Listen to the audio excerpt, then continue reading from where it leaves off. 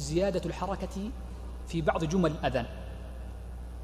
وزيادة الحركة يكون إما بتحريك الساكن في وسط الكلمة أو في آخرها عند الوقف.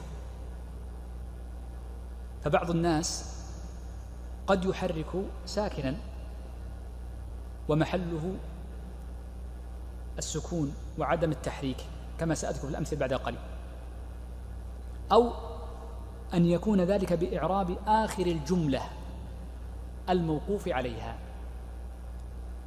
فإما أن يحرك الساكن في وسط الكلمة أو يحرك الكلمة الموقوف عليها. وعندنا أثر جاء عن إبراهيم النخعي وهو من أهم الآثار المتعلقة بالباب، فأريد أن ننتبه لهذا الأثر ومعناه. جاء عن النبي صلى الله عليه وسلم عند أبي داود أنه قال: السلام حذف. وجاء عن إبراهيم النخعي أنه قال: التكبير حذف. وقد قال الإمام أحمد لما أورد الحديث الأول قال: والتكبير يأخذ حكمه. ومعنى قول الفقهاء رحمه الله تعالى إن التكبير حذف أو جزم، معنى ذلك أمور متعددة. أولها عدم الإعراب في آخر الكلمة، إذن فكل كلمة تقف عليها لا تعربها، وإنما قف عليها ساكنة.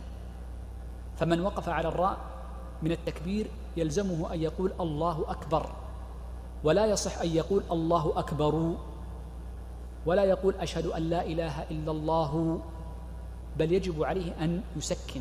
وهذا يسمى التكبير حذف أو جزم، بمعنى أنها مجزومة فلا إعراب في آخرها.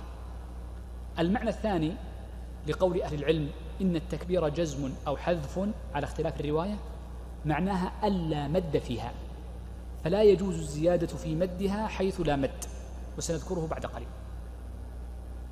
الأمر الثالث في معنى أن التكبير يكون حذفا وجزما أنه لا يجوز اللحن فيه، بل يجب أن يؤتى به على لسان العرب من غير تحريك، من غير تغيير لحركاته.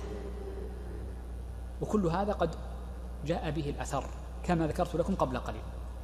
إذن من زيادة الحركة أن يحرك آخر الكلمة مع أنه يوقف عليها،